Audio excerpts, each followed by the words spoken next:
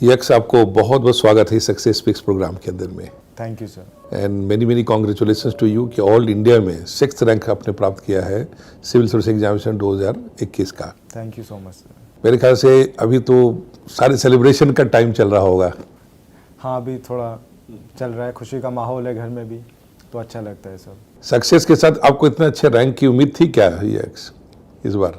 Sir उम्मीद तो नहीं थी, क्योंकि कंपटीशन बहुत हाई रहता है और पता नहीं चलता है कि कौन सी चीज़ें एग्जाम में काम करेंगी, कौन सी चीज़ें नहीं काम करेंगी। राइट। तो इतना एक्सपेक्टेशंस तो नहीं थी, पर थोड़ा सा लग रहा था कि इस बार लिस्ट में शायद नाम आ जाए, कोई सर्विस मिल जाएगी, थोड़ा रैंक इधर उधर होके, बट इतनी अच्छी रैंक की उम्मीद नहीं थी। जिस दिन रिजल्ट आया उस दिन कहाँ थे आपको? सबसे पहले किसने बताया आपको रिजल्ट? सर मैं तो घर पे था, मेरे दो दोस्त लविका और अभिषेक, उन्होंने मुझे फ़ोन करके बताया कि मेरा इंटरनेट घर पे नहीं आ रहा था, बताया कि आपका 6th रैंक आ गया। मुझे तो एकदम से ट्रस्ट नहीं हुआ, भरोसा नहीं हुआ। लगा कहीं मजाक तो नहीं बना रहे लोग? मैंने उनको बोला कि भाई तुम मजाक कर रहे हो मेरे साथ। उन्होंने मुझे PDF भेजा, मैं PDF में ही बोला यार तुमने एडिट करके मुझे दिया है। अच्छा। उसके बाद जब उन्होंने बाकी लोगों के कॉल्स आने शुरू हुए और दोस्तों के, तब पता चला कि हाँ भाई रियल में रैंक आ गई है अभी। हाँ, पार्ट टाइम लगा होगा इंटरलाइज करने में, कितना बढ़िया रैंक मिल गया। बिल्कुल सर, बिल्कुल। कि रियली सच्चाई है सामने आ गई। बट खैर आपकी मेहनत बड़ी शानदार रही है। ये आपका तीसरा अटेम्प्ट था और 3 अटेम्प्ट के अभी एक सफ़र एक बड़ा इंटरेस्टिंग था। इसकी डिटेल चर्चा और आपकी स्ट्रेटजी के करेंगे, लेकिन सबसे पहले मैं थोड़ा सा आपके ऑडियंस के लिए जानना चाहूँगा कि आपका बैकग्राउंड क्या है, फैमिली का, कहाँ से रहने वाले हैं, पेरेंट्स क्या करते हैं और आपका एजुकेशनल बैकग्राउंड क्या रहा है? सर मैं अमरोहा के गांव का रहने वाला हूं, उत्तर प्रदेश में पड़ता है, मुरादाबाद मेरठ के पास में। और मेरा पूरा फैमिली बैकग्राउंड, मेरे पापा जी, दादाजी और जो भी मेरा लीनिएज रहा है वो सारे एग्रीकल्चर से रिलेटेड रहे हैं। बहुत अच्छा। मेरा भाई और मेरे पापा जी भी एग्रीकल्चर से ही उसी में इंगेज हैं अभी। मैंने मेरा एजुकेशन सारा अमरोहा से किया। 8th क्लास तक मैं हिंदी मीडियम में था। 8 to 12th क्लास मैंने इंग्लिश मीडियम से किया, उत्तर प्रदेश बोर्ड से। उसके बाद मैंने IIT गुवाहाटी से सिविल इंजीनियरिंग किया और उसके बाद मैंने प्रिपरेशन किया और 4-5 साल प्रिपरेशन के बाद अभी मेरा सिलेक्शन हुआ है सर।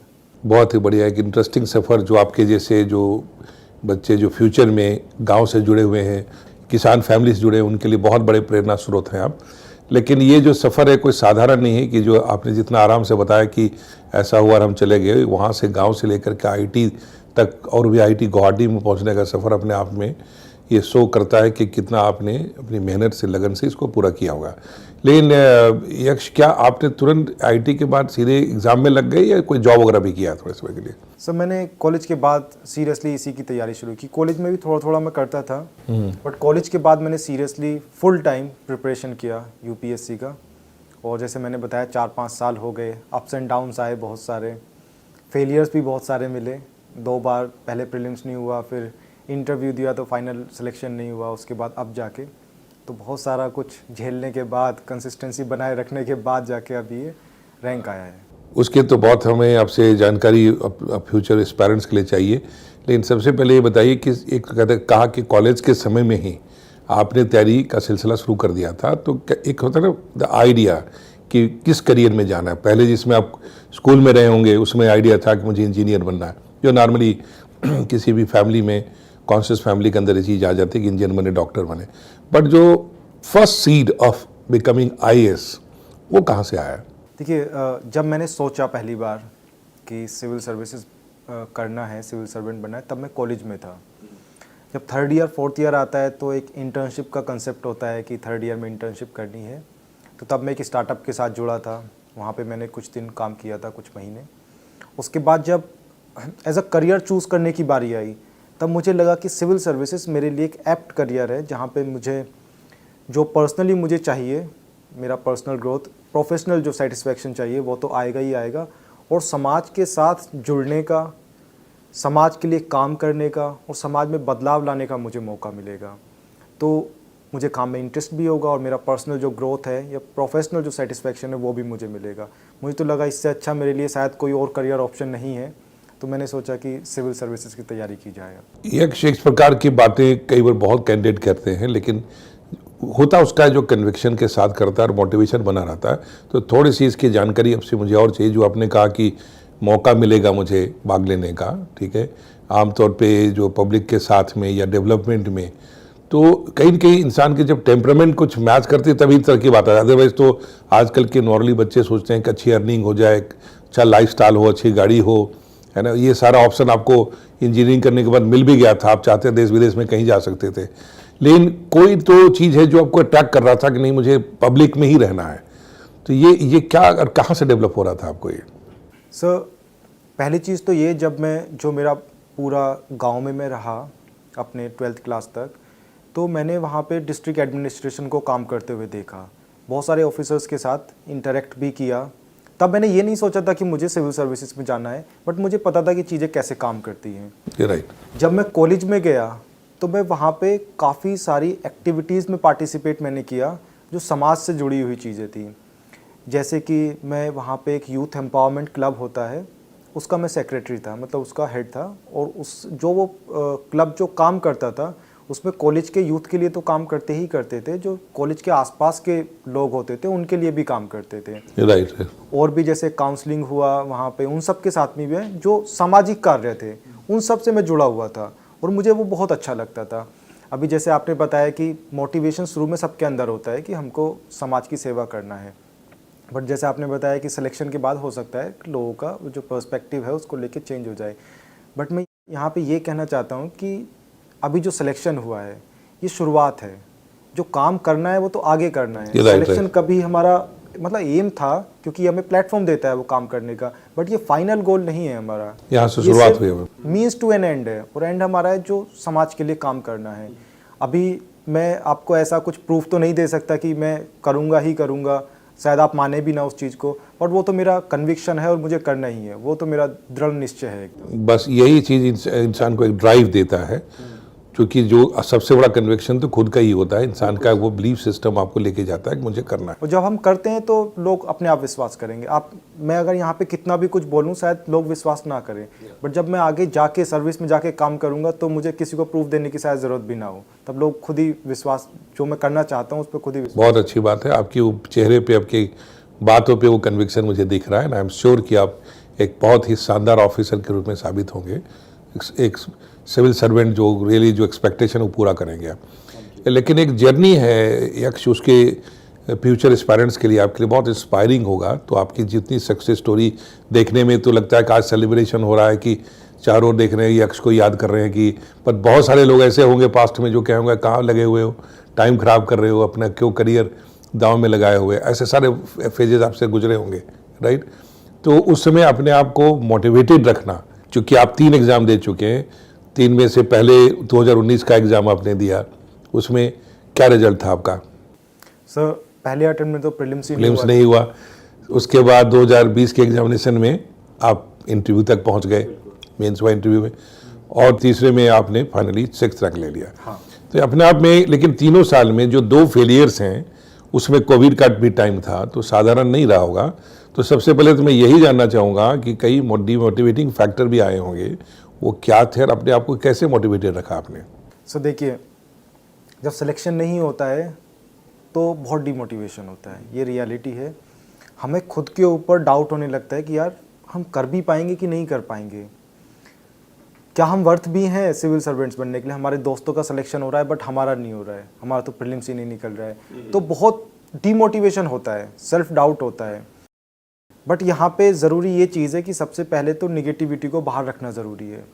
जो लोग डिस्करेज करते हैं आपको, उनसे दूरी बनाना बहुत ज़रूरी है। जिन लोगों को आप में विश्वास है कि आप कर लेंगे, उन लोगों से ज़्यादा बात करें, वो लोग आपको मोटिवेट करते हैं। मुझे तो लगता है कि यूपीएससी की पूरी जर्नी में कॉन्फिडेंस बड़ा ज़रूरी है हमको, कि हम यार कर लेंगे हम। और मोटिवेशन बनाए रखने के लिए हमें ज़रूरी है कि हम वो चीज़ याद रखें कि हमने क्यों सिविल सर्विसेज का प्रिपरेशन स्टार्ट किया। Why is the very important.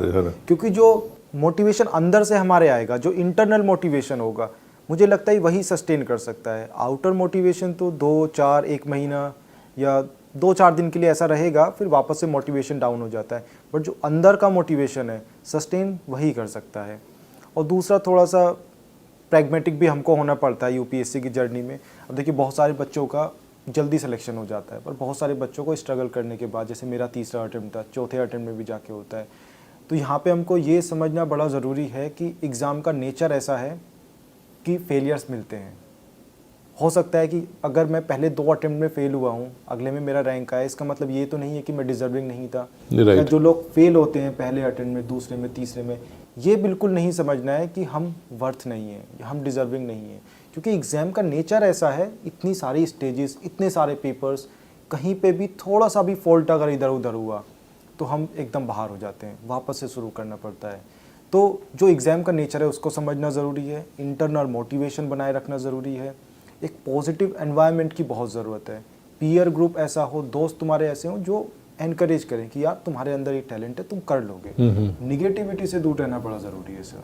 हाँ, ये सब चीज़ें रहेंगे तो कॉन्फिडेंस अपने आप हाई रहेगा, मोटिवेशन अपने आप बना रहेगा, पढ़ाई अपने आप होगी। पहले सबसे पहले तो रैशनलाइज करना, सेंसर करना जरूरी है कि हमारा जो पीयर ग्रुप्स हैं और जो लोग हैं हमारे अराउंड वो पॉजिटिव है या नहीं। ये तो एक प्रोवर्ब है, failures are pillars of success, right. मैं चाहता हूँ कि इस प्रोवर्ब को ध्यान रखते हुए अपनी तीनों अटेम्प्ट की कहानी थोड़ा संक्षेप में बताइए, फेलियर्स कैसे पिलर्स बना आपके लिए। सर जब हम फेल होते हैं ना तो बहुत सारी चीज़ें सीखते हैं हम लोग। जिन लोगों को जल्दी सक्सेस मिल जाती है, मुझे लगता है कि वो हर्डल्स इतने पार नहीं करके उनका जो एक्सपीरियंस होता है वो थोड़ा कम रहता है। बाकी जो लोग फेल होकर आगे बढ़ते हैं उनका एक्सपीरियंस ज़्यादा रहता है। अभी जैसे अगर मेरा फर्स्ट अटेम्प्ट में हो जाता तो मुझे यूपीएससी का इतना एक्सपीरियंस नहीं होता जितना अभी 3-4 साल की प्रिपरेशन के बाद है। तो फेलियर्स मिलते हैं। मैंने पहला अटेम्प्ट दिया, प्रीलिम्स नहीं हुआ, डीमोटिवेशन बहुत हुआ। बाकी मेरे बहुत सारे दोस्तों का प्रीलिम्स निकल जाता था, मेंस देते थे। सेकंड अटेम्प्ट में जब मैं इंटरव्यू दिया, मेरे जो भी लोग मेरे कांटेक्ट में थे, बहुत सारे लोगों का सिलेक्शन हुआ, बट मेरा नहीं हुआ। तो कहीं से अंदर सेल्फ डाउट था कि यार शायद ना कर पाएँ। तो फेलियर से तो एक तो बहुत सारी चीज़ें सीखी हैं। पहली चीज़ तो ये सीखा है सर कि फेल होने के बाद भी अपने आप को कंसिस्टेंट कैसे रखना है। जो फेलियर मिले हैं उससे कोप अप कैसे करना है। एक बार गिर गए, वापस से उठ के दोबारा से चलना है। दोबारा से फेल होंगे, दोबारा गिरेंगे, दोबारा से उठ के चलना है। और जो गलतियाँ की हैं पहले अटेम्प्ट में, उनसे ज़रूर सीखना है कि अगर प्रीलिम्स नहीं हो रहा है तो ये जांचें परखें कि प्रीलिम्स क्यों नहीं हुआ है। क्या हमारी पढ़ाई में कहीं कमी है, क्या हमने गलत तरह से एग्ज़ाम को अटेम्प्ट किया है, प्रीलिम्स में टाइम मैनेज नहीं कर पाए, जो भी चीज़ें। मेंस में फेल हुए तो ये देखना है कौन से सब्जेक्ट में मार्क्स कम रहे, क्या हमने कहीं जो एनरिचमेंट होता है अपने आंसर्स का वो नहीं किया, स्ट्रक्चर नहीं था आंसर्स में। इंटरव्यू में फेल हुए, कम मार्क्स आए, तो सेल्फ एनालिसिस बड़ा ज़रूरी है कि कहाँ पे मिस्टेक्स हैं। यहाँ पे मैं ये ज़रूर बोलना चाहता हूँ कि यूपीएससी का जो प्रोसेस है उस पर थोड़ा सा ट्रस्ट करें और ये ना सोचें कि यार यूपीएससी तो एग्ज़ाम ऐसा है। हाँ, मैंने डाउट उसी पे डाउट करने लग गए। वो उससे कोई बेनिफिट होगा नहीं। वो तो एकदम मुझे तो लगता है फ्यूटाइल डिस्कशन है कि वो जो लोग रिफॉर्म करने वाले हैं, जिनको रिफॉर्म में इंटरेस्ट है, वो लोग करें, बट एज ए एस्पायरेंट, क्योंकि हमको तो एग्ज़ाम क्लियर करना है। तो यूपीएससी की प्रोसेस पे डाउट ना करते हुए, उसको क्रिटिसाइज़ ना करते हुए, जिस तरह का प्रोसेस है उसके हिसाब से अपने आप को ढाल के आगे बढ़ें। तो ये बड़ा ज़रूरी है सर। एडेप्टेबिलिटी इंपॉर्टेंट जो है उसी को फेस करना, ना कि चाहे कि यूपीएससी को चेंज करें तो हमारा सक्सेस मिल जाए, ये भावना ना लगे। अपने जो फेलियर्स हैं उनसे सीखना है। जैसे मैं तो बताना चाहता हूँ कि लास्ट ईयर मेरा इंटरव्यू में काफ़ी कम मार्क्स आए थे, तो मैंने काफ़ी एनालाइज़ किया खुद को कि कहाँ पे कमी है। जैसे मेरा कॉन्फिडेंस काफ़ी कम था, तो मैंने उस कॉन्फिडेंस के लिए लोगों से, जैसे मैं इंग्लिश में देता था, इंग्लिश में बात करना, उनको उसके स्ट्रक्चर में बात करना, शीशे के सामने खड़े होकर बोलना, ज़्यादा मॉक इंटरव्यूज़ देना, जो भी गलतियाँ उसको सुधारें, आगे बढ़ें। हो सकता है सुधार ना हो, मेरे साथ नहीं हुआ इंटरव्यू में, कम मार्क्स फिर भी आए मेरे, बट इसका मतलब ये नहीं कि हम अपने उससे सीखें ना और क्रिटिसाइज़ करें लोगों की, यार इस बार का यूपीएससी ने पेपर ऐसा बना दिया, पेपर वैसा बना दिया। तो प्रोसेस पे ट्रस्ट रखें, प्रोसेस को क्रिटिसाइज़ ना करें, क्योंकि उससे माइंड में नेगेटिविटी आती है। राइट बहुत। हाँ, तो फेलियर से सीखें और आगे बढ़ें। हर हालत में एक पॉजिटिव आउटलुक का होना बहुत आवश्यक है कि आप अपनी आउटलुक को किस तरह से मैच कर रहे हैं कि जो है उसको देखें, ना कि आप पूरा हवा का डायरेक्शन चेंज करने की सोचें। Rather you should just know how to navigate in the wind जो आपके सामने से आ रहा है। That is very important. अब ये जो प्रिपरेशन की स्ट्रैटेजी है उसमें से सबसे पहले एक इम्पॉर्टेंट पार्ट आ जाता है कि ऑप्शनल सब्जेक्ट हम क्या लें। आप इंजीनियर हैं, बैकग्राउंड इन सिविल इंजीनियरिंग का, और आपने सब्जेक्ट रखे ऑप्शनल सोशियोलॉजी, ठीक है। तो how to select an optional subject, वो थोड़ा बताइए कि उसमें किन बातों को ध्यान रखना चाहिए, और आपने सोशियोलॉजी क्यों लिया। सर देखिए, ऑप्शनल लेने के लिए सबसे ज़्यादा ज़रूरी चीज़ तो इंटरेस्ट है। अगर इंटरेस्ट नहीं होगा तो ऑप्शनल आप कोई भी अगर एस्पायरेंट है वो ले लेगा पर सस्टेन नहीं कर पाएगा उसको। उसको डेप्थ में नहीं पढ़ पाएगा, उसको इंटरेस्ट नहीं होगा तो कंसेप्चुअल क्लैरिटी पे ध्यान नहीं देगा, वो ऊपर ऊपर से पढ़ के सोचेगा यार एग्जाम निकल जाए बस किसी तरह से, तो शॉर्टकट लेने की कोशिश करेंगे। बट जब इंटरेस्ट होता है तो ज़्यादा किताबें पढ़ने का मन करता है, लंबे समय तक पढ़ने का मन करता है। और ऑप्शनल तो सर काफ़ी कुछ महीने पढ़ना ही पड़ता है, कोई भी ऑप्शनल हो 4-5 महीने तो कम से कम मांगता ही है, इतना तो डिमांड रहता ही है। तो ये इतने लंबे समय तक पढ़ना और डेप्थ में पढ़ना इंटरेस्ट के साथ उस ऑप्शनल को, उसके लिए पहले से उसमें रुचि होना बहुत ज़रूरी है। ऑप्शनल में कोई भी सब्जेक्ट उठाएं उसमें रुचि का होना, इंटरेस्ट होना बड़ा ज़रूरी है। उसके बाद कुछ और चीज़ें होती हैं जो शायद देखनी चाहिए, मैंने तो देखा था, जैसे कि गाइडेंस कितना अवेलेबल है। हो सकता है जैसे मैंने अभी कोई ऑप्शनल ले लिया बट मुझे वो समझ नहीं आ रहा है, तो मुझे ये भी देखना पड़ेगा कि क्या मुझे गाइड करने के लिए कहीं पे कुछ अवेलेबल है इस तरह का, क्या मेरे पास मटेरियल है इतना जो यूपीएससी के जो सिलेबस है उससे मैच करके मैं तैयारी कर पाऊँ। पता चले कि किताबें अवेलेबल नहीं है, या फिर मेरा ऐसा मीडियम है, मेरा हिंदी मीडियम है, कोई और मीडियम है, मुझे तो उस मीडियम में किताबें ही नहीं मिल रही हैं। तो ये जो प्रैक्टिकल एस्पेक्ट्स हैं कि गाइडेंस कितना अवेलेबल है, मटेरियल कितना अवेलेबल है, उस लैंग्वेज में अवेलेबल है कि नहीं है, और टेस्ट सीरीज़ अवेलेबल है कि नहीं है उसकी, ये सब चीज़ें ज़रूर सोचनी चाहिए। क्योंकि अगर आपका इंटरेस्ट भी होगा उसमें तो और गाइडेंस नहीं मिला और ज़रूरत है तो आप दिक्कत हो सकता है, उसमें मटेरियल नहीं मिला तो पढ़ेंगे क्या फिर। और जैसे आपने बोला कि मैंने कैसे चूज़ किया, जब मैं कॉलेज में था तो मैंने इलेक्टिव्स काफ़ी लिए थे ह्यूमैनिटीज़ सब्जेक्ट्स में। राइट। मुझे कुछ एक तो नया पढ़ना था सर, मुझे सिविल मैंने पढ़ लिया था, उसमें मैंने अच्छा स्कोर किया था, वहाँ पे सीपीआई अच्छा था, बट मुझे कुछ नया पढ़ना था। और सिविल में मुझे इतना बहुत ज़्यादा ऐसा इंटरेस्ट नहीं था कि आप मुझे बस सिविल में ही रहना है, तो मुझे नया पढ़ना था। सारे जब सब्जेक्ट्स देखे तो उसमें सोशियोलॉजी अच्छा लगा, एक तो काफ़ी प्रैक्टिकल सिलेबस था उसका। सीनियर से भी बात किया, बताया कि इसका बाकी जीएस में भी थोड़ा यूज़ होता है, इजी है, थोड़ा कम टाइम डिमांडिंग है, कुछ महीने में तैयार कर सकते हो।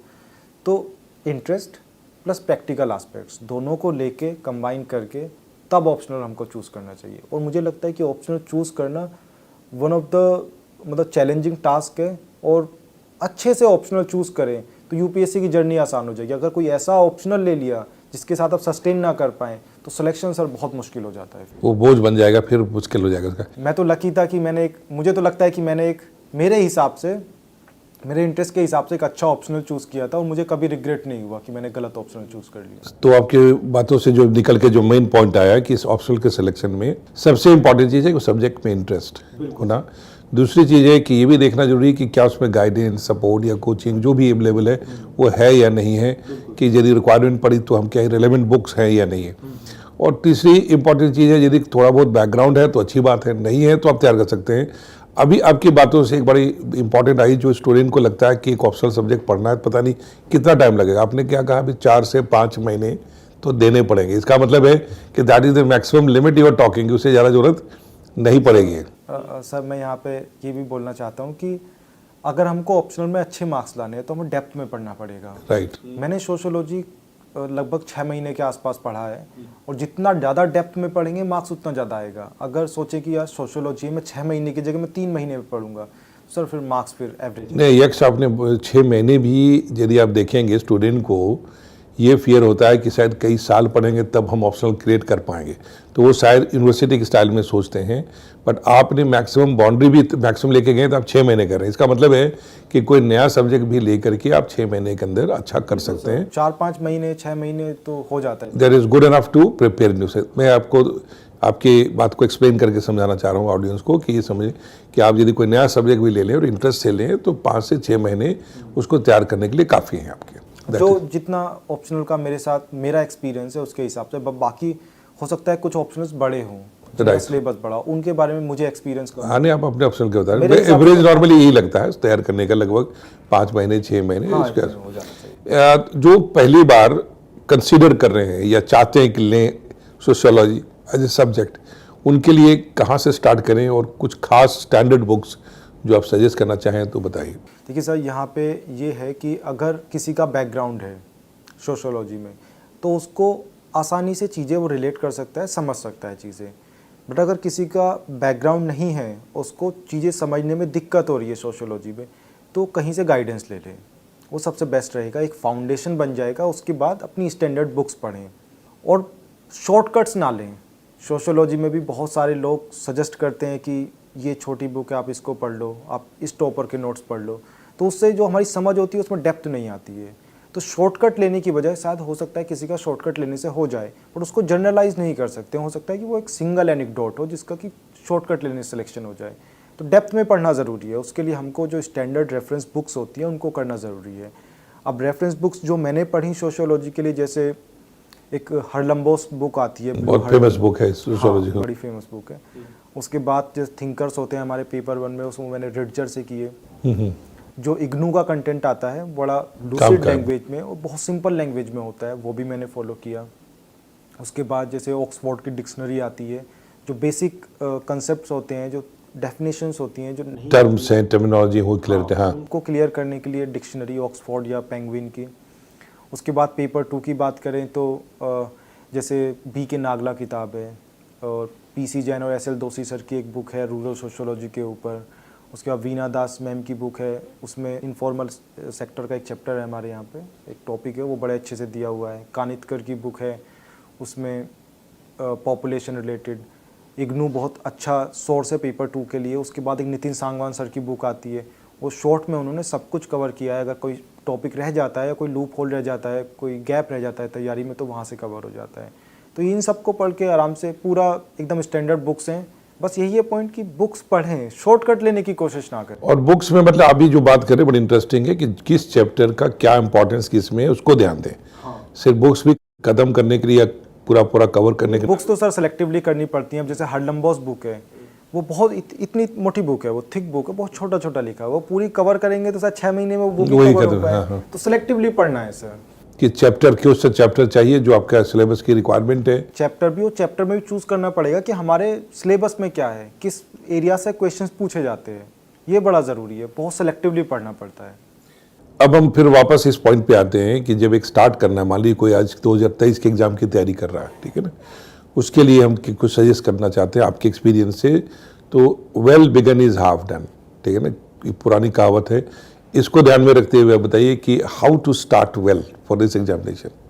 सर, इस एग्जामिनेशन के लिए मुझे लगता है जो सबसे ज़रूरी चीज़ है वो है एक अच्छा फाउंडेशन, बहुत स्ट्रॉन्ग फाउंडेशन। तो जो लोग स्टार्ट करने का सोच रहे हैं 25, 26, 27, या जो लोग फर्स्ट अटेम्प्ट में 23 देना है, 24 देना है, उनको ये चीज़ ध्यान रखनी चाहिए कि जितना स्ट्रॉन्ग वो फाउंडेशन रखेंगे उतना ही सिलेक्शन के चांसेस ज़्यादा हैं। जैसे मैंने पहले ही बताया, वो सोशियोलॉजी में ही नहीं, शॉर्टकट्स कहीं भी लेना फेटल हो सकता है। मुंह के बल गिरेंगे अगर शॉर्टकट्स लेंगे। तो फाउंडेशन स्ट्रॉन्ग रखें, चीज़ों को समझना ज़रूरी है। अंडरस्टैंडिंग और कंसेप्चुअल क्लैरिटी, एकदम टू द पॉइंट हमको पता होने चाहिए। कंसेप्ट्स हमें पता होने चाहिए। फैक्ट्स याद हो ना हो, वो बाद में भी याद हो सकते हैं, बट कंसेप्ट एकदम क्लियर होने चाहिए। पता होना चाहिए कि मानसून होता है तो कैसे काम करता है। जो फैक्चुअल चीज़ें हैं कि किस महीने में आता है, कौन वेस्टर्न डिस्टर्बेंसेस क्या होते हैं, वो सब अलग की बात है। कंसेप्ट क्लियर होने चाहिए कि मानसून ऐसे काम करता है, वेस्टर्न डिस्टर्बेंसेस उसको ऐसे इन्फ्लुएंस करते हैं, अल नीनो उसको ऐसे इन्फ्लुएंस करता है। वो बहुत ज़्यादा ज़रूरी चीज़ है। तो जो लोग तैयारी शुरू कर रहे हैं, फाउंडेशन पे बहुत ज़्यादा ध्यान दें। जो कोर सब्जेक्ट्स हैं, इकोनॉमी, पॉलिटी, ये सब, इन पे बहुत ज़्यादा फोकस करें। स्टैटिक पार्ट बहुत ही अच्छे से करें, क्योंकि करंट अफेयर जितना भी होता है उसी पे बिल्डअप होता है। तो फाउंडेशन अपना स्ट्रॉन्ग कंसेप्चुअल क्लैरिटी के साथ पढ़ें। जो उनका पहला अटेम्प्ट आने वाला है वो बहुत ज़्यादा ज़रूरी है सर। इसमें कई बार बच्चे जो स्टूडेंट है सिलेबस को, क्वेश्चन को इग्नोर कर जाते हैं स्टार्टिंग में, तो उसके बारे में आप क्या करना चाहेंगे कि how much they should be careful about the syllabus and the questions of previous years. Sir, ये गलती मैंने भी किया। मुझे आप समझ आया कि ये, मैंने इसलिए सवाल पूछा चूंकि स्टार्टिंग में ये गलतियां हो जाती है। सर, मैंने तो अपने थर्ड अटेम्प्ट तक भी ये गलती किया कि मैंने क्वेश्चंस और सिलेबस को बहुत अच्छे से एनालाइज नहीं किया। ये बहुत ज़रूरी चीज़ है। अभी हमें समझना तो पड़ेगा कि एग्ज़ाम या यूपीएससी किन एरियाज़ पे फोकस करता है, किस तरह के क्वेश्चंस पूछता है। अगर हमको कोई बुक पढ़ना है, अगर हमको लक्ष्मीकांत बुक पढ़ना है, तो हमको ये तो समझना पड़ेगा ना कि पॉलिटी से किस तरह के क्वेश्चंस आते हैं, प्रीलिम्स में भी और मेंस में भी। जो चीज़ें इंपॉर्टेंट है उस पर ज़्यादा फोकस करना है। अगर हमें पता होता है कि कोई क्वेश्चन बार बार रिपीट होता है, कहीं बुक में हमको उसका अच्छा इंट्रोडक्शन मिल सकता है, अच्छा डेटा कुछ मिल सकता है, अच्छे आर्टिकल्स मिल सकते हैं, तो PYQs बहुत ज़्यादा ज़रूरी है। प्रीलिम्स मेंस दोनों में, इंटरव्यू में भी ट्रांसक्रिप्ट जो क्वेश्चंस होते हैं वो बहुत ज़्यादा इंपॉर्टेंट रहते हैं। तो PYQs की बहुत ज़्यादा महत्वता है यहाँ पे, और प्रीलिम्स के लिए तो स्पेशली बहुत ज़्यादा, क्योंकि जितना डाइसी और अनसर्टेन है आजकल, तो सर 2-4 क्वेश्चन भी रिपीट हो जाते हैं। राइट। और जो इंपॉर्टेंट थीम्स हैं, जैसे नेशनल पार्क्स होता है, वो पूछते ही पूछते हैं, तो वो सब पहले से तैयार करके रखें। तो PYQs बड़े ज़रूरी हैं सर। एक time management is a very big factor. लोगों को लगता है कि सब कुछ छोड़ के 12 घंटे 15 घंटे 16 घंटे पढ़ेंगे तो आईएएस बनेंगे। आप अपने अनुभव से कैसे अपने टाइम मैनेज किया और कितने एवरेज वर्किंग आवर्स सिर्फ study and then back study जिसको कहते हैं थोड़ा कैजुअल रूटीन में भी कैसे किया, वो जरा आप शेयर करिए। सर वैसे तो 10-12 घंटे तो शायद फिजिबल हैं, पर 14 घंटे 16 घंटे तो मुझे लगता है कि एफिशिएंसी के साथ पढ़ना बहुत मुश्किल है सर। हम एकदम एग्जॉस्ट हो जाएंगे, 2 दिन पढ़ेंगे फिर 1 हफ्ते का गैप आ जाएगा, एग्जॉस्ट हो जाते हैं ज़्यादा पढ़ने में। तो जितना भी पढ़ें 8 घंटे 9 घंटे जितना भी पढ़ें उसको प्रोडक्टिवली पढ़ें, उसका आउटपुट मिलना चाहिए। उसमें सिर्फ रिचुअल्स परफॉर्म ना करें कि एक पढ़ने का एक रिचुअल है, हमको एंड का नहीं पता, बस हमको पढ़ते जाना है, रीडिंग मारनी है, समझ आ रहा है नहीं आ रहा है, आउटपुट आ रहा है नहीं आ रहा है, हमको कोई मतलब नहीं, सिर्फ बुक कवर करनी है। ये फेटल है। नंबर ऑफ आवर्स जितने भी हों उसका आउटपुट आना बहुत ज़रूरी है। अगर 4 घंटे भी पढ़ें तो जितना पढ़ा है वो समझ आना ज़रूरी है। ये 4 घंटे आपके बेटर हो सकते हैं, कोई 12 घंटे पढ़ रहा है सिर्फ रीडिंग मारने के लिए, समझ कुछ नहीं आ रहा है उसको। तो जितना भी पढ़ें, 8 घंटे पढ़ें 7 घंटे पढ़ें, जितना जिसकी कैपेसिटी है पढ़ने की। कोई लोग का सिटिंग जो स्पैन होता है वो ज़्यादा हो सकता है, किसी का कम हो सकता है। तो आउटपुट पे ध्यान रखें, प्रोडक्टिविटी पे ध्यान रखें, ये ज़्यादा ज़रूरी है। अगर मैं मेरा पर्सनली बताऊं तो मैं जब फर्स्ट अटेम्प्ट में था तो मैंने बहुत काम किया था अंडरस्टैंडिंग और कंसेप्चुअल क्लैरिटी पे, बहुत ज़्यादा ध्यान दिया था। मैं PYQs ज़्यादा मैं नहीं किया था, जो एक मिस्टेक था। बट मेरा ध्यान रहता था कि जो भी मैं पढ़ रहा हूँ उसको बहुत ज़्यादा समझ के पढ़ना है। तो मुझे इंटरेस्ट भी आता था पढ़ने में, तो 8-9 घंटे में पढ़ता था सर। एवरेज ही मेरा मुझे लगता है 8 घंटे के तो ऊपर ही होगा, हो सकता है 9 घंटे के आसपास भी हो। उसके बाद जब सेकंड थर्ड अटेम्प्ट में थोड़ा पढ़ाई कम होती है, जैसे कि एवरेज के आसपास लगभग 6 घंटे के आसपास। मैं ये नहीं बोल रहा कि कोई 6 घंटे पढ़ के निकाले या ना निकाले, ये हो सकता है मैं ज़्यादा पढ़ता तो और ज़्यादा अच्छा होता मेरे साथ। पर यह है कि ऐसा जो बोलते हैं कि 14 घंटे पढ़ना है 16 घंटे पढ़ना है, मुझे लगता है ये तो मिथ है एकदम, इससे एकदम कंफ्यूज। आप कह रहे हैं ज़्यादा अच्छा पढ़ते ज़्यादा होता है, तो आप ऑलरेडी बहुत अच्छा कर चुके हैं। तो मेरे ख्याल से जो आप साइंटिफिकली जो डूएबल है वो आप बहुत अच्छे ढंग से बता रहे हैं कि 6 से 8 घंटे का एवरेज भी आपका चल रहा है और कंसिस्टेंसी है, कंसिस्टेंसी जरूरी वो इम्पोर्टेंट। अदरवाइज किसी दिन एकदम जैसे टेररिस्ट टाइप का, किसी दिन बहुत ज़्यादा फिर गायब हो जाए टाइप का होने, that is the terrorist approach कहने वाला। बाकी जिसको जितना, पॉइंट ये है सर, प्रोडक्टिवली कंसिस्टेंटली आप जितना ज़्यादा पढ़ पाएँ उतना बेटर है, क्योंकि सिलेबस इतना बड़ा है। अगर कोई 6 घंटे पढ़ रहा है तो 6 घंटे पढ़े, किसी के अंदर 8 घंटे पढ़ने की हिम्मत है 8 घंटे पढ़े। एफिशिएंसी से पढ़े, कॉन्सेंट्रेट करके पढ़े, जितना भी पढ़ें, मैक्सिमम तो पढ़ ही सकते हैं सर, जितना ज़्यादा से ज़्यादा पढ़ पाएँ उतना पढ़ें, बट कंसिस्टेंसी प्रोडक्टिविटी के साथ पढ़ें। मतलब कि सिर्फ वही रीडिंग ना मारे। अपने एंग्जाइटी और एंग्जाइटीज में स्टूडेंट नॉर्मली ऐसी गलतियां कर जाते हैं कि सोने पे ही कॉम्प्रोमाइज़ कर दिया, सोते ही नहीं, एफिशिएंसी डाउन होती है, डिमोटिवेशन का कारण बन जाता है। तो आप इसके बारे में क्या कहना चाहेंगे? अपनी नींद को आपने किस तरह से पूरा किया और पढ़ाई के साथ साथ बैलेंस करते हुए, कि वहाँ क्या आपने कॉम्प्रोमाइज़ आपने भी नींद में की या आपने बैलेंस करते हुए काम किया? सर मैंने तो कॉम्प्रोमाइज़ कभी किया नहीं। मुझे तो ऐसा लगता है कि अगर हम लोग कम सोते हैं, जितनी हमारी बॉडी को ज़रूरत है अगर उससे कम सोते हैं तो चीज़ें फिर समझ नहीं आती है हमको। जो एफिशिएंसी आनी चाहिए पढ़ाई में वो एफिशिएंसी नहीं आती है। तो सोना बहुत ज़रूरी है। अब किसी के लिए हो सकता है वो 8 घंटे की ज़रूरत है, किसी को हो सकता है 7 घंटे, किसी को हो सकता है 9 घंटे। मैं तो काफ़ी ज़्यादा सोता था, और जब ज़्यादा सोते हैं, ज़्यादा मतलब एक लिमिट से ज़्यादा। स्लीपिंग टाइम कितना था आपका करीब? तो मैं तो 8 घंटे से भी ज़्यादा सोता था, लगभग एवरेज भी 9 घंटे के आसपास होगा। मैं ये नहीं बोला सबको 9 घंटे सोना चाहिए, वो तो जिसकी जितनी बॉडी की नीड है, लगभग बॉडी को रिक्वायरमेंट जितनी है, आप आराम से रेस्ट में चले गए। ओवर स्लीपिंग भी बेकार है, उससे भी ओवर स्लीपिंग से भी कुछ फ़ायदा नहीं होता है। बट एक ऑप्टिमम स्लीप लेना बड़ा ज़रूरी है सर, क्योंकि हम लंबे समय तक हमें को सस्टेन करना है। अब UPSC का ऐसा है कि मिनिमम 1-1.5 साल तो लगना ही लगना है, और उसमें सस्टेन करने के लिए अच्छी नींद तो बहुत ज़रूरी है। नींद के साथ साथ जैसे प्रॉपर डाइट और उसके बाद रेस्ट एंड एक्सरसाइज, क्या इसका भी बैलेंस आपने ध्यान रखा? सर मैं एक्सरसाइज तो बहुत ज़्यादा नहीं कर पाया, बट डाइट और नींद का मैंने ध्यान रखा सर। वो मुझे लगता है बहुत ज़्यादा बेनिफिशियल भी है और बहुत ज़्यादा ज़रूरी भी है प्रिपरेशन के टाइम पे। अब थोड़ी सी प्रीलिम्स की जो स्ट्रैटेजी है, प्रीलिम्स क्वालिफाई करने के आपने 3 प्री दिए, पहला प्रीलिम नहीं भी हुआ आपका, 2 बार आप क्वालिफाई किए, फिर फाइनली सिलेक्शन हो गया। तो कुछ खास बातें जो प्रिलिमिनरी एग्जामिनेशन पे ध्यान रखना चाहिए जो क्वालिफाई करने में मददगार हो, वो क्या हो सकती है? सर सबसे पहली चीज़ तो ये है, जैसे मैं पहले भी बात कर रहा था, अंडरस्टैंडिंग और कंसेप्चुअल क्लैरिटी। जब वो होती है तो प्रीलिम्स आसान लगने लगता है, क्योंकि जो कंसेप्चुअल क्वेश्चंस हैं जितने भी आए, 10 आए 20 आए, अलग की बात है, कंसेप्चुअल क्वेश्चन तो ठीक होंगे ही होंगे, उसके बाद जो हम एजुकेटेड गेसिंग करते हैं उस पर, जो तुक्केबाजी करते हैं, वो आसान हो जाता है अगर हम अंडरस्टैंडिंग होती है, हम चीज़ों को इंटर रिलेट करके कहीं से थोड़ा सा भी इधर उधर से जुगाड़ लगा के आंसर्स निकालने में हम सक्सेसफुल हो सकते हैं अगर अंडरस्टैंडिंग और कंसेप्चुअल क्लैरिटी रहती है। दूसरा ये कि हमको वहाँ पे पेपर देना कैसे है, उसके लिए प्रैक्टिस ज़रूरी है, उसके लिए Right. टेस्ट लगाएं ज़रूर। मैं अपने दूसरे और तीसरे अटेम्प्ट में टेस्ट नहीं लगा पाया था और मुझे उसका रिग्रेट भी है। तो पेपर देना कैसे, कितने राउंड्स में पेपर करना, एक राउंड ज़रूरी है, एक राउंड में कितने क्वेश्चंस करने, वो सब चीज़ें उसमें देखना पड़ेगा जब हम टेस्ट सीरीज़ देते हैं। हमारी रीडिंग स्पीड जो होती है वो इम्प्रूव हो जाती है, क्योंकि आजकल पेपर काफ़ी लेंदी आने लगा है। जो बेसिक कंसेप्ट हैं, जब टेस्ट होते हैं कुछ गलतियाँ लगती हैं कि यार ये सब्जेक्ट हमारा वीक रह गया है, वो सब भी हमें पता चल जाता है। और अल्टीमेटली जो जिस एनवायरनमेंट में वहाँ पे पेपर हमको देना है उसको सिमुलेट करने की कोशिश करें, वो बहुत ज़रूरी है। और स्टैटिक के जो अपने कंसेप्ट्स हैं उनको बहुत ज़्यादा क्लियर रखें, ये बहुत ज़रूरी है सर प्रीलिम्स में। और एग्जामिनेशन हॉल के अंदर भी गलतियां काफ़ी स्टूडेंट कर डालते हैं। सारी तैयारी की लेकिन पता चला वहाँ जाके गलतियां कर दी, तो उसके बारे में भी कुछ अपनी टिप्स देना पसंद करेंगे आप? सर सबसे पहले तो चीज़ ये है कि अगर वहाँ पे गलतियाँ कम करनी है तो बाहर से प्रैक्टिस करके जाएं।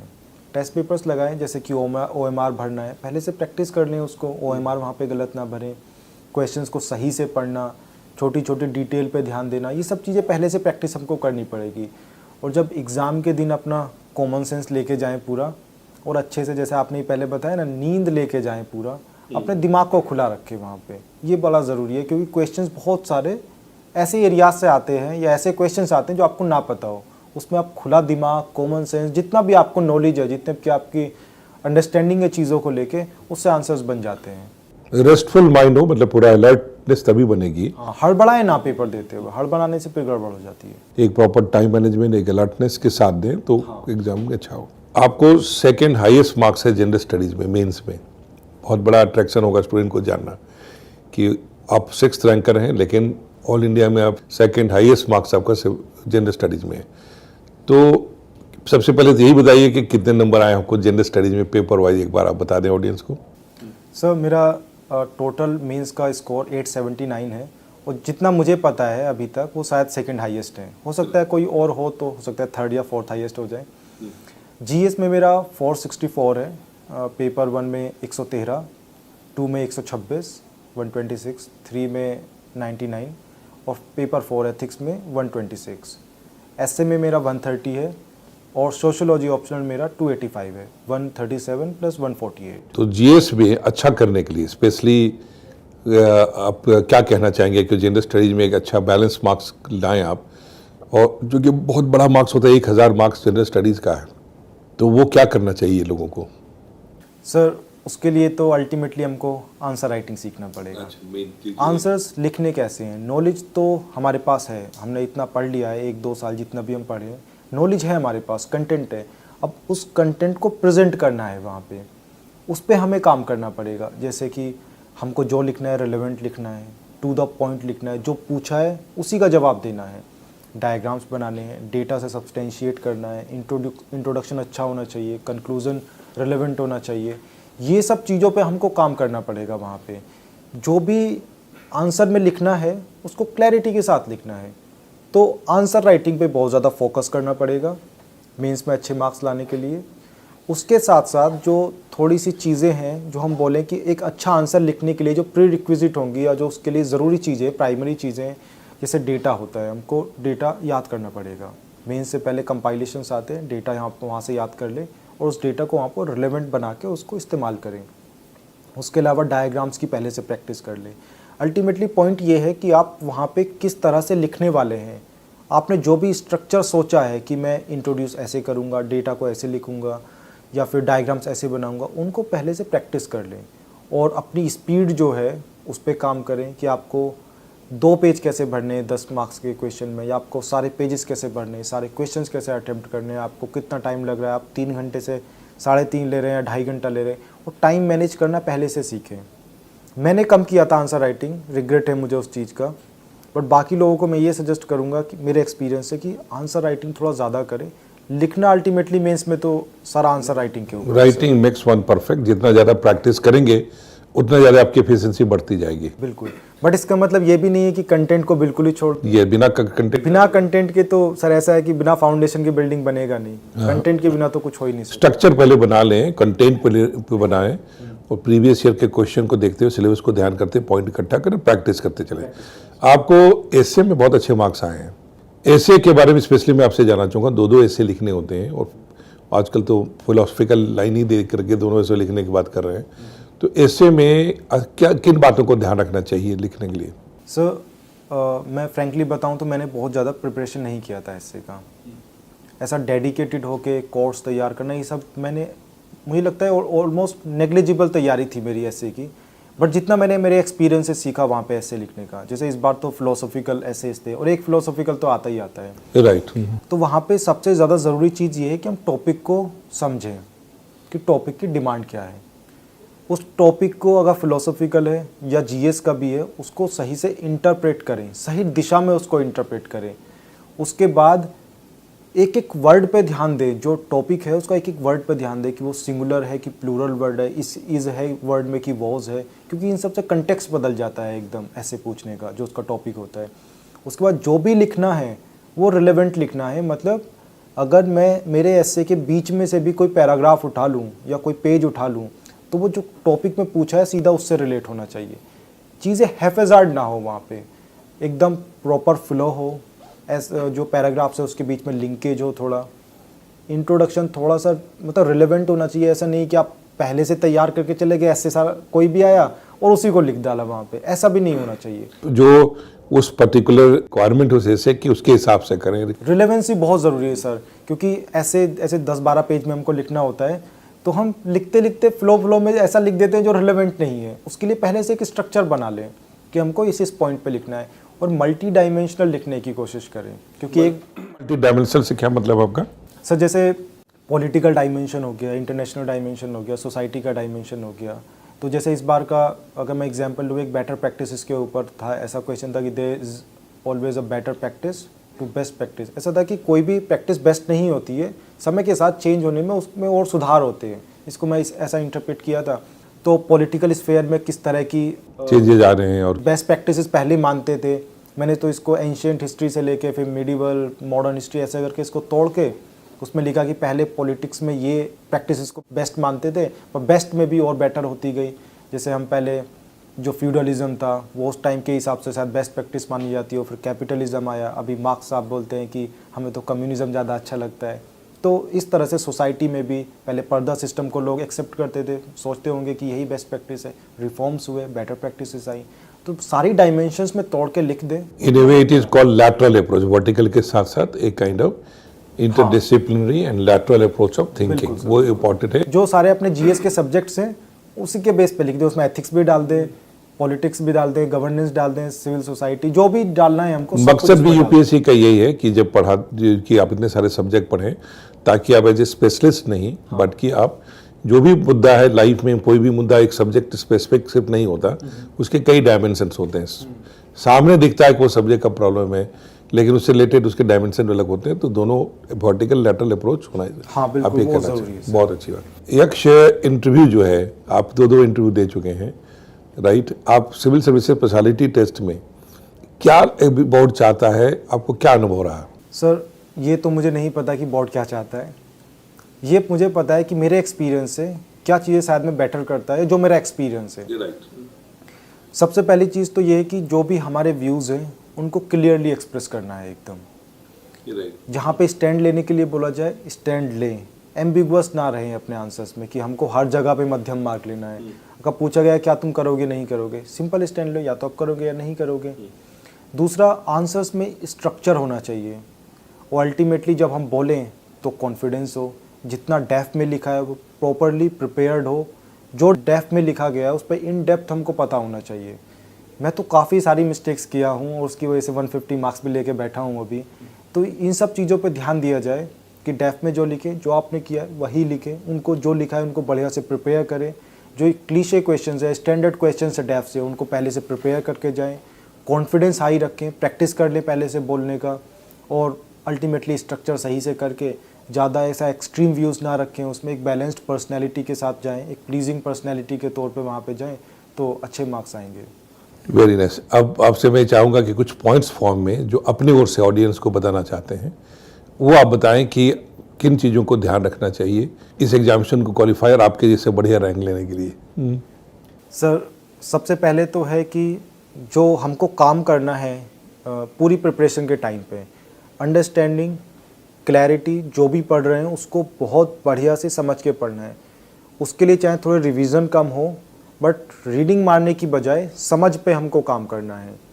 शॉर्टकट्स बिल्कुल नहीं लेने हैं, जो स्टैंडर्ड चीज़ें पढ़नी है वो पढ़नी है। ऐसा नहीं है कि लक्ष्मीकांत की बजाय किसी के नोट्स उठा लिए, क्या लक्ष्मीकांत के तो 1/4 है, सारा सार तो इसमें आ ही गया है। ऐसा शॉर्टकट लेना नुकसानदायक हो सकता है बहुत ज़्यादा। ओरिजिनल सोर्सेज से ज़्यादा पढ़ें, है ना? हाँ, अपनी समझ बनाए। सर देखिए, जब हम ज़्यादा पढ़ते हैं, अगर लक्ष्मीकांत पढ़ेंगे तो अलग अंडरस्टैंडिंग आएगी। अगर कोई नोट्स होंगे जो लक्ष्मीकांत के 1/4 मटेरियल में होंगे तो उसमें अंडरस्टैंडिंग बन ही नहीं पाएगी। राइट। शॉर्टकट्स लेना डिफ़िकल्ट है। अपना ऑप्शनल बहुत अच्छे से चूज़ करें और बहुत अच्छे से तैयार करें। सारे सब्जेक्ट्स, एथिक्स हो, एसए हो, जीएस का कोई भी ऑप्शनल हो, सबको बहुत बढ़िया से तैयार करें। अगर कोई एक सब्जेक्ट छूट जाएगा, एक टॉपिक छूट जाएगा, उस पर सवाल आएगा तो फिर दिक्कत हो जाएगा सिलेक्शन में, फिर अच्छी रैंक नहीं आ पाएगी। सारे सब्जेक्ट्स को इक्वल टाइम दें, बढ़िया से तैयार करें। प्रैक्टिस ज़रूर करें, प्रीलिम्स की भी, मेंस की भी और इंटरव्यू की भी। प्रैक्टिस करना बड़ा ज़रूरी है।